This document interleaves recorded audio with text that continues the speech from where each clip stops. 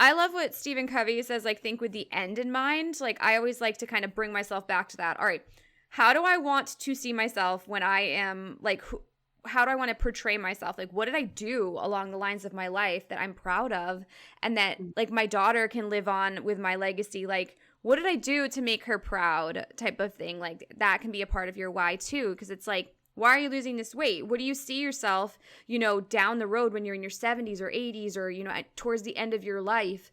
Like, you want to be healthy, right? I mean, that can even just give you a why right there. You want to be without disease, without, high cholesterol, without medication, not be in a nursing home. There's a lot of. Hi guys, I'm your host Megan Van Diepender, and this is the Empowerhood podcast. I am so happy to have you here. Motherhood is hard, and we are going to talk about all of the hard things that just are not talked about enough. So buckle up and enjoy this episode. So everyone out there listening today, we have Grace Loney back with us, and her and I are going to discuss goal setting today, sustainable goal setting, and really just how to, find why you're setting those goals and break them down into small, sustainable changes to be able to sustain them for a long period of time. So welcome, Grace. Welcome back. Hi, thanks for having me. Thanks so much for being here. So what are some of your favorite ways to set goals personally? Yeah. So, okay. Have you heard of the term SMART goal? No. You haven't? Okay. So SMART is one of those like cheeky acronyms. And it stands for, the S is for specific, the M is for measurable, the A is for attainable, the R is for realistic, and then the T is for timely. So it's like, okay, when we set a goal, it's like, let's just do like one that comes up a lot. I want to lose weight. Yes. Okay. How do we make that specific? I want to lose 10 pounds. Okay, great. It's measurable, right? Because we can use a scale to measure if we've reached that goal or not. Yeah. Is that attainable, right? 10 pounds. Okay, maybe that is attainable, but over what timeline? And that's like that T. So like I would like to lose 10 pounds in 6 months. Is that attainable? Check. Yes, it's not too aggressive, right? Is it realistic? Yeah. That's the R. So realistically, right? Does this goal, is this a top priority in my life? Yes. Do I have the time and the resources to dedicate to focusing on this right now? Yeah. Or do I have other things like pulling me in other directions that are top priority, right? Right. So it's like we have to, I like to kind of challenge people to put their goals up against this model. Yeah. And usually like when I work with clients, we try to do no more than 3 goals. If it's 1, that's fine. 2, great. 3, no more than 3, because we don't want to focus on too much at one time. Yes. But they'll always take the first stab at it. And it's like, it's a valiant effort, right? But then when we put it against this lens, it just gets so much clearer. People get that clarity of like, oh, okay, this is what I need to do in this timeline. Like you can see the vision and how it's possible. Absolutely. So, yeah. So yeah, I love that. SMART goals. Yeah, that's a great way to go about it. And I love that. Well, of course, that breaks it down for you and like, why are you doing this? But also like brings into like, what season are you in your life? Is this supposed to be your top priority right now? Is it realistic in what you're going through in your life right now? And is it even important? Like, cause maybe you don't even need to lose 10 pounds, but you think you do, or, just like looking at your life, like what is my top priority right now? Because there could be other things that might be more important and might be a better goal for you in this season that you're in. And more realistic, right? Because it's like we don't want to start a goal that we can't finish or, can't sustain for a long period of time. And then you feel like shame within not being able to achieve that goal. I mean, especially this time of year, and this is why we chose this topic today. But a lot of people started their goals in January, and now here we are in February, and it's like, are we still going with those goals? Do you have to pivot and kind of change that goal to something more attainable? Or like, what do you feel about that, Grace? Like now that we're going into February, because I know like, what is it? It's a huge statistic that people just give up on their goals, about halfway through January. Yeah. Yeah, I know. I forget exactly what it is. Isn't it like 85 to 90% of Yeah, I people mean, like there's like a day called Quitter's Day because globally, so many people, quit by that day. And I mean, Mhm. I really believe that it's just because we want quick change. We want like a quick fix. So you go so hard, whatever that goal might be, those first 2 weeks of January, and then you're so burned out, you don't want to continue on. You don't see that immediate change right away because health and even like career goals and all these things, it takes time. You can't just like go to the gym once and have muscles. You got to continue to really work on them. And I think that's like your point on going through that SMART model and really like breaking it down into like, how can you achieve this big goal within this model by what steps do you have to take first, to get to that goal? Yeah. Yeah, and I think it really does come down to a lot of people to priority. Like you're we are not going to change ourselves unless there is this pressing Mm-hmm. need, Mm-hmm. right? Like something's poking on, like, it's like digging in, like it needs attention, needs attention, needs attention. Yeah. We don't just change for fun. We're not like, yeah, that sounds great. I'm going to transform my life today. Well, Nobody does that. I mean, I don't want to transform my life, but there's definitely things that I'm like, I really want to improve on that. I really want to improve on that. And I know not everyone, thinks like that. I think you're so right. Like a lot of times, it takes us getting sick to pay attention to our health, or, Exactly. It takes we a crisis for us to wake up and be like, "Oh my gosh, I need to work on this," right? exactly. So Yeah. if you either don't have that, or your goal, right, isn't connected to a deeper why, Mm-hmm. and this is where we like, Mm-hmm. I want to lose 10 pounds. Okay. What changes for you Mm-hmm. when you lose 10 pounds? Yep. Do you have more energy? Can you show up better at your job? Do you have more confidence? Are you going to the gym more? Like, what does that afford you?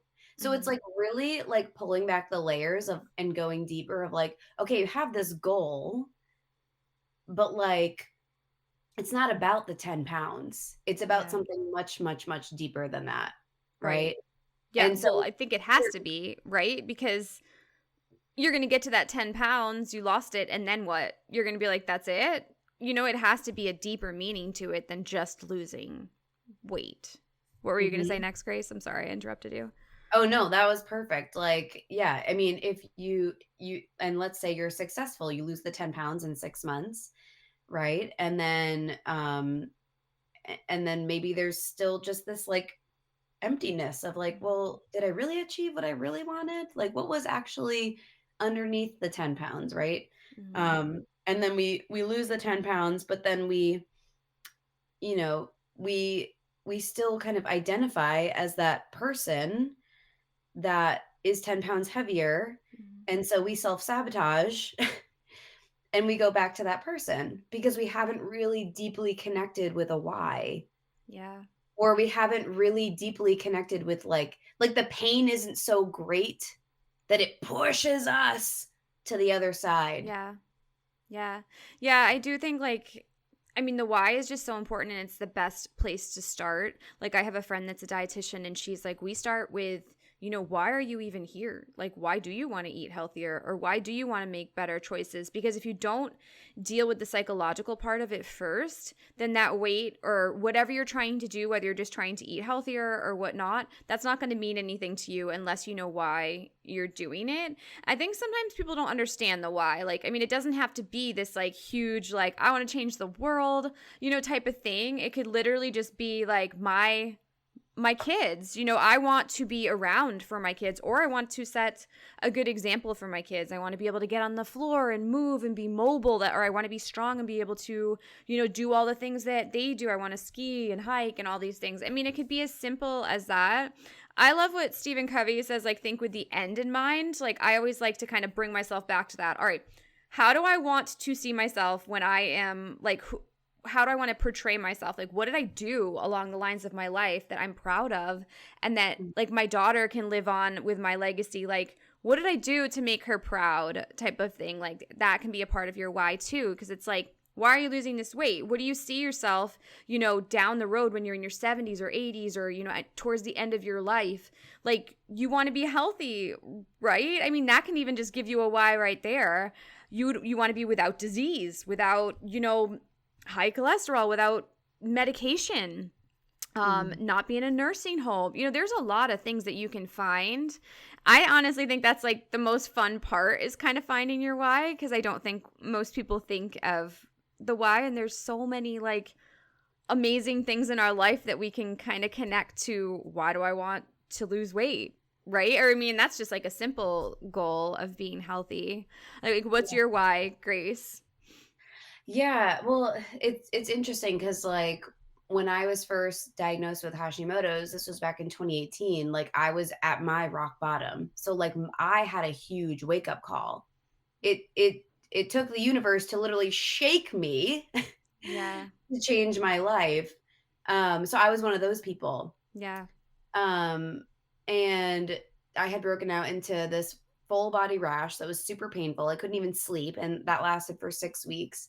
And I was completely exhausted. Like I was sleeping 12 plus hours per night, right? And I still woke up feeling like a zombie, like shell of myself. Yeah.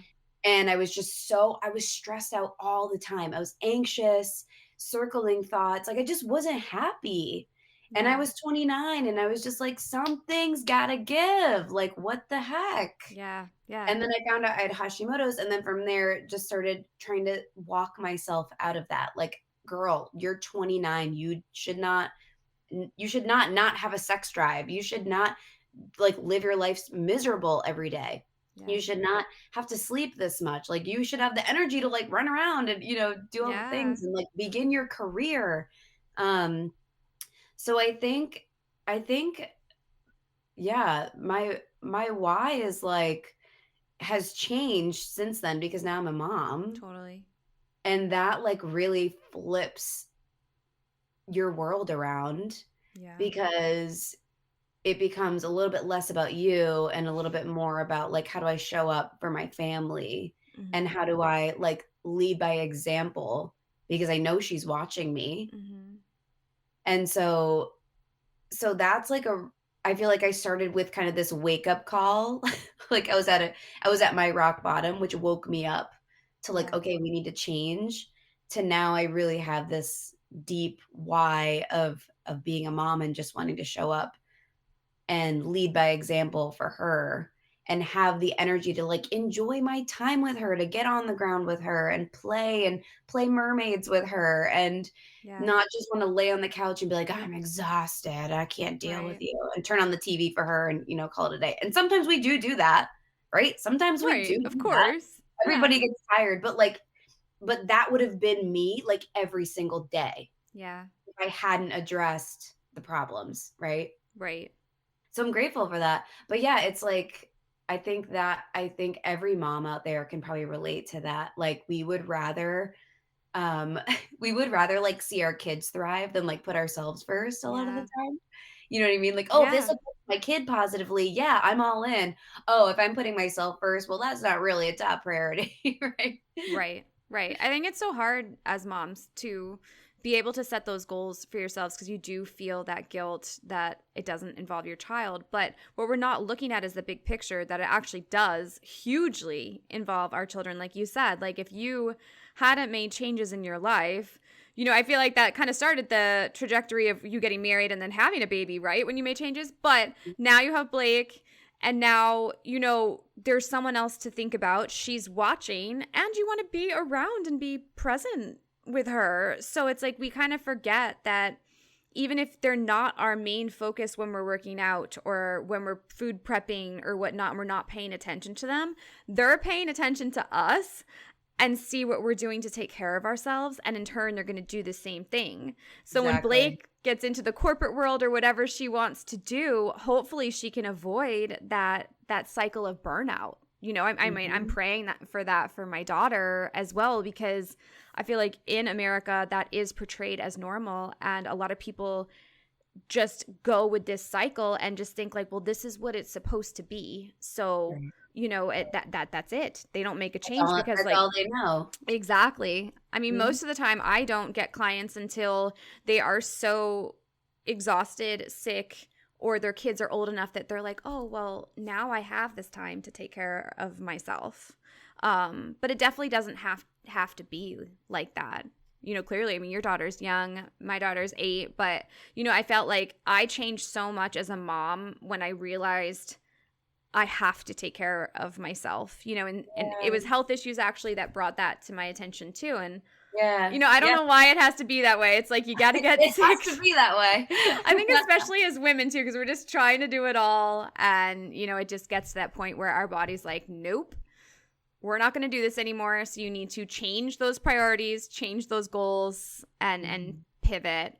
And I think that was one of my questions that I sent to you. I was like, when is it okay to pivot, to abandon your goal that you might have had for yourself when you're like, this isn't working for me, this isn't sustainable? Like, what do you think about that? Yeah, yeah. So I think it's okay to abandon a goal when maybe we've overlooked this like attainable, realistic part of it. Mm. Because sometimes we want something so bad, right? Like for me, it was like, I just want to put my Hashimoto's into remission. Mm-hmm. Yeah. That's a big goal, right? Yeah. And I will never get there. I mean, I will never cure myself of Hashimoto's. Yeah. And initially that was what I set out to do. I was like, I'm going Okay. to cure this. Yeah. I'm going to get on the other side of this. And like yes, I have. I've walked myself out of experiencing the debilitating symptoms, but I Mm. will have this for life.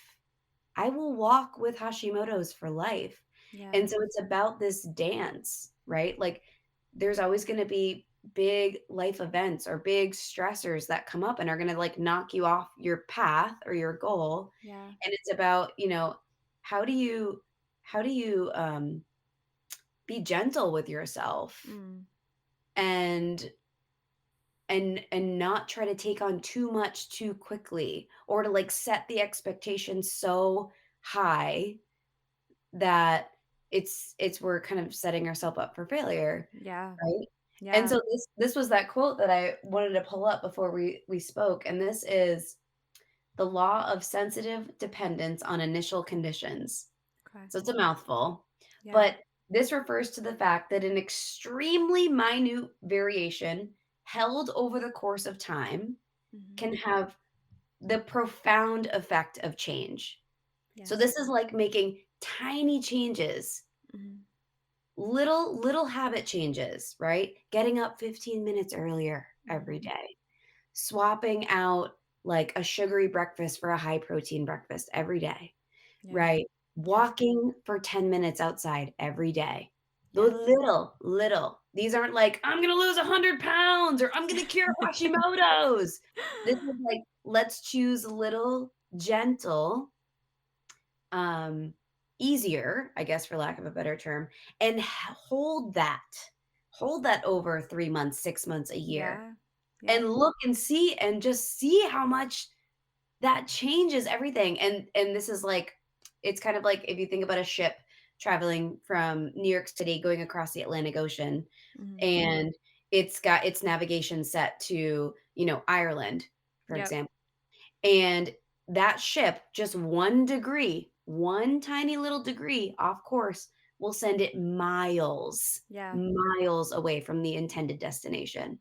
So Yes. if you can just make that little 1% change, oh my gosh, like the Yeah. effect you can have. So I think like it's okay to abandon something that's like too much too soon, Yeah. and like step that down to these little bite sizable chunks Yeah. that like feel good and attainable every day. Exactly. Yeah, it's like the compound effect. I think it's like even I think it's is it Darren Hardy? It's like the compound effect book where like he shows an example of like how much pennies like compound over time, and it's like no one thinks of pennies as like actual money, right? But it's like that tiny tiny amount of money compounds every single day over time, and you do see so much change, in the future. And I think it's so much easier to go about that, and it just you don't feel overwhelmed, because I think a lot of times we go into health or whatever your goal might be, whether you want to be successful in your business or whatnot, and you want to go all in, like I said, with these like January goals. But it's like if you just take these tiny little steps each day, you're going to get there. And I think when you look back on your year, like you said, you're going to see so much change that so you need to reflect too. Like after you've done these goals, look back at 6 months, look back and see how much change has happened in your life and how much better you feel with these changes. And like, even like maybe you're making more money now or whatever it might be that your goal was. Look back and you're going to see way more than you ever thought could happen with a 1% change each day, right? And like the abandoning your goal, I guess what we were talking about, I think it's also kind of goes with, as a mom, like your season might change, your circumstance. So if that happens and then like your goal doesn't seem sustainable anymore, I think like it's okay to pivot and make a change. It might not mean like abandoning that goal fully, but it might mean like putting it on pause for a little bit, or maybe it doesn't feel sustainable to you, and maybe you get pregnant again, and that weight loss goal isn't, what I mean, something like that isn't attainable, and that's okay. You shouldn't feel guilty about that. But if you're doing what you said, Grace, right, and you're doing these 1% changes, you really shouldn't have to abandon lunch, because it's such a small thing. Yeah, right. Yeah. And those like little things too, when you start to hold them over a significant period of time, they start to become you, right? Like I am just somebody that eats high protein breakfast every day, or I am just somebody that gets outside for a little bit of fresh air every day. Yeah. And then it's not really like a goal anymore. It's just becomes part of who you are. Yeah. Right. And then maybe the season changes in your life, and then you can focus on something that's a little bit more aligned. But like I mean, I guess things like getting outside every day shouldn't probably change based on the season that you're in, but maybe some other goals, depending if they're a little more specific. Yeah. Yeah, that's great. I mean, I do know like within these goals, even like these tiny goals, I think you should write them down. I think it's like a 40% higher chance of you achieving your goals if you write them down. Oh boy. Yeah, it's a really, really big statistic. So even these like tiny goals, if it's like I want to get outside for 5 minutes at lunch, or walk up and down the stairs in my office, write it down. Even write it down every day.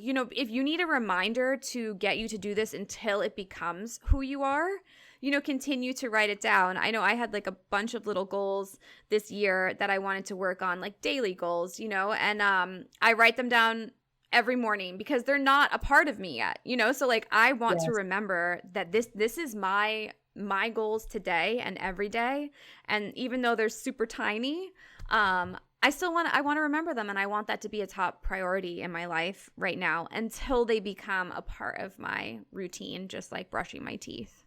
That's such a great point. And like something that I currently struggle with is I've just been slacking on taking my supplements every day. Like I take certain things, I take my vitamin D and my probiotic and other things, but I always forget. I just like plow through my day, and then it's 8 or 9 o'clock at night. I'm getting ready for bed, and I'm like, oh crap, I forgot again. So I started literally. My alarm is going off right now. How weird is that?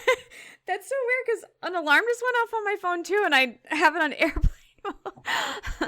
So I've set 2 alarms. One happens around 8:45, and then the second one is the backup oh shit one that happens at 10:30, and that's like take your supplements.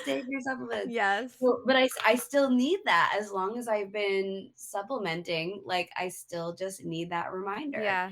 And it's like it's so easy. Like we have these little devices that follow us around everywhere. Use it. Absolutely. I mean, reminders are great until you really start to get that down.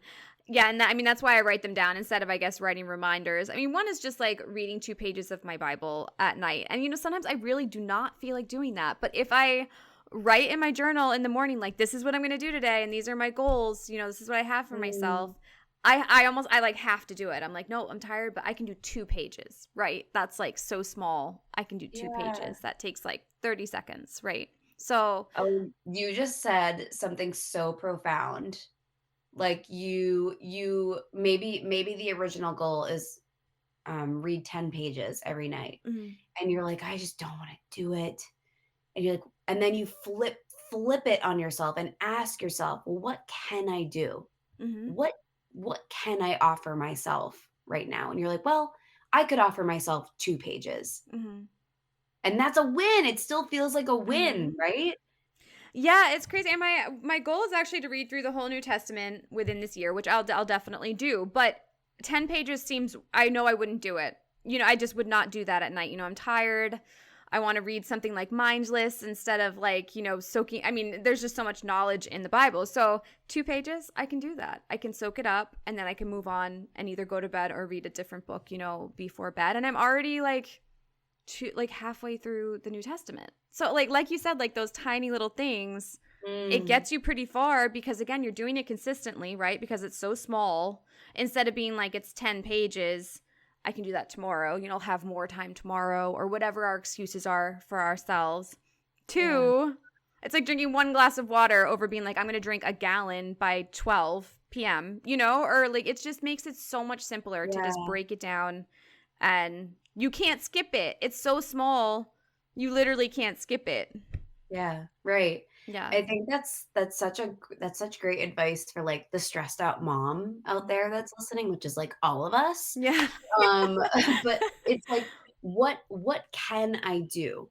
How can I make this so small that it's, like, stupid easy? Right? Stupid easy. Because we at least I mean, even if it's like you break it down to like 30 seconds of breathing, of just Mhm. like focused breathing, like you start there. Everybody has 30 seconds. Like, come on. Yeah. You can take 30 seconds from the doom scrolling to do your deep breathing and like get that win under your belt and like do that Mhm. every day. And then you start with the 30 seconds and then you start craving more. And you're Yeah. like, ooh, what if I could do a minute? Ooh, what if I could do 5? Ooh, now I have patience to, like, cook dinner tonight because I, like, feel more grounded because 'cause I've been doing this breathing for 2 weeks. It's Yeah. like, it has this ripple effect, Oh and it, yeah. like you're like, "Oh, well, that's not gonna do anything if I just start with 30 seconds of breathing." Watch it work. Yeah. Oh Build yeah. that habit and watch the magic. It's Yes. crazy. Yep. I had to start with 30 seconds of meditation because I was just so bad at sitting still. Right. And now I can do, 11 to 15 minutes of quiet breathing. Yeah. I mean, it takes time. You have to be patient, but it does. You do see a huge difference even with just 30 seconds of breathing. And think Yeah. about breathing, you can do that anywhere. You can be Yep. sitting in your car in the pickup line or whatever, and, you can do your breathing there. That's nice and easy goal to accomplish each day. Yeah, for sure. But yeah, the small goals are definitely my best friend. And I think like as moms, stressed out moms that we all are, no matter what we're doing for ourselves, you know, being able to check that, like, oh, I made this goal for myself and I've been sticking to it for 6 weeks now. Like that is huge. Like Mhm. huge. And I think Yeah. the same thing goes for exercising too. It's like you don't need to be at the gym 7 days a week. You could literally go walk for 5 to 10 minutes outside. You could start with one push up. And it's like as soon as you get that movement going, you're going to want to do more because you feel really good. You know, Mhm. it just Mhm. like it starts that like domino effect of Yeah. I feel really good. Just like when you eat one healthy meal or even like one vegetable with each meal or a protein, it's like I feel really good. I don't feel tired, I don't feel bloated. It's like it starts this, You're like, like you "Ooh, I said. want more of that." Exactly. Yeah, you crave what you do and you crave what you eat, all of these things. It's like if we're eating sugar, you're going to crave sugar. If we're Mm. watching television, we're going to crave more television. Mhm. So I have a question for you, which might be helpful. So as I ask you, Meg, this question, then listeners can kind of ask themselves the same question. Yeah. But I want to look at your personal success factors. So like when have you been successful before at reaching a goal? Maybe it's graduating high school or getting some degree or certification or, starting your business. It could be anything. Draw on an experience and try to think about what helps you be successful. So some people say things like having accountability, Mhm. having structure, having support, knowing what steps to take. But what Yeah. helps Yeah. Meg be successful? I mean, that's a great question. And I feel like I'm kind of like you, like my goals have drastically changed or how I set them, over the years. But I think a lot of things that help me achieve my goals are, of course, accountability. I think first write it down because this is for you, right? The goal should be for no one else except you. And then I think telling someone your goals too. So like whether that be my husband, we always talk about our goals, in the beginning of the year. Now we talk about them with Gray too. But I think like putting your goals out there because you not only should be proud of them, right? But you should also tell people so that they know what you're doing so you can continue to show up for them. So I think that always gives yourself accountability. I think if you need more than that, definitely get a partner or a coach, to kind of guide you on that success. But I think again, like finding my why, like why am I doing this? Like why do I want to achieve this goal this year? And some of my goals aren't really like they're really small. Like, so it was like 2 years ago, I was like, I just want to get better at push-ups. Okay, so I'm going to do 5 push-ups 3 times a day. And that's what I did for a whole entire year. Wow. And my arms were like jacked and like I loved it. It was actually really fun. And like I feel like when you move, you get more energy. But by the end of that year, I was like, you know what? My life changed. I had a different schedule and I was like, this doesn't seem sustainable for me anymore. So I'm going to move on and go to a different goal. But like the goals don't have to be crazy. And like I had told my husband, this is what I want to do. I want to do this many push-ups a day. And, we would do that. He did his own push-ups and we did it kind of together. He was doing something way more than me. But, so if we're at the end of the day, you're tired and you're like, oh, I didn't do my push-ups today. We would do them together. So again, there's like my accountability on my success. But if it's like business-wise, that has like drastically changed for me. I used to be all about money. And when I hit my goal, then I was kind of like, well, where do I go with this next? So it was like a self-motivator of like, this is how much money I want to make. I know I have to hustle to get there, but my why wasn't right. Because like, we don't gain happiness by having money. So I really over the years have had to change my perspective on that. And it's like, of course I need to make an income, but it's like, what do I want to accomplish within my business? Like, who do I want to help? How do I want to help them? And, where am I in this? Like, what's my mission? And what do I want to stay true to as, whether it's a hairstylist or a coach, what is the most important priorities within my business that I want to accomplish with each person that I see? And setting up my boundaries to keep it my family is my number one priority, right? And my needs. So like just staying true to myself within those boundaries and my mission kind of helped me through my career goals and kind of aligning them more to myself instead of just like, I want to make a ton of money, Right. Yeah. What about you? So well said. Like, I think at the end of the day, and this is like health coach's dirty little secret, right? Because Meg and I are both health coaches. Everyone at the end of the day, people say they want to lose weight. They say they want to run a marathon. They say they want to, have, they want to get married or find their partner in life. They say they want these things. At the end of the day, what we all really want is just to be happy, right? And if we set these goals that are, let's say we're business owners, right? And we set this certain monetary goal, right? And we just grind it out and get to that goal. But on the way to achieving the goal, we just are suffering. We're not spending time with our family. We're not doing the activities that bring us joy. We're just grinding to get the goal. What? We're not even, okay, we've got the goal, but the real goal is just to be happy. Right. And you lost yourself along the way. Yeah. I mean, that's like how I felt. I like got to this point and I was like, I'm exhausted. I have like health issues now. I haven't seen my kid. I don't know what my husband's doing. It's like, that's not what I want, and that's not my priority in life. Right. So you get lost in that. So Mhm. again, like bringing it back to like having that accountability with your goals. And even like my husband and I, when we talk about our goals, it's kind of like, well, why do you want to make that much money this year? What is in there that like is going to make us a better unit, a better family? So it's like, I think it's just like having those talks with your partner, or I mean, whether that be a friend, or if you don't, if you're not married, or if you don't have a boyfriend or a girlfriend, it's like just find that person that will be completely honest with you and talk about your goals. Tell them what you want to do with your life and like why you want to do those, and kind of like figure out what's most important to you, and like how you're going to get there, how you're going to find that, tiny little goal each day to bring you there. And I think that's like, as us as coaches, I mean, I think that's basically what we do for you. You tell us your goals and like where you want to see yourself. And we ask the questions and, break that down into tiny little steps for you. Mhm. And we provide the support, like, we're checking in every Exactly. week or 2 weeks, like, "Did you set out what you wanted to do?" Right. It's literally just the magic of, like, holding that space Yeah. that just allows someone to keep going, Yeah. in the direction that they want to, for Yeah. sure. Yeah, and I think another important thing to say about goals is like you can have all these ideas, you can write them down, but if you don't take action, nothing is ever going to happen. Even as coaches, we can't do something for you.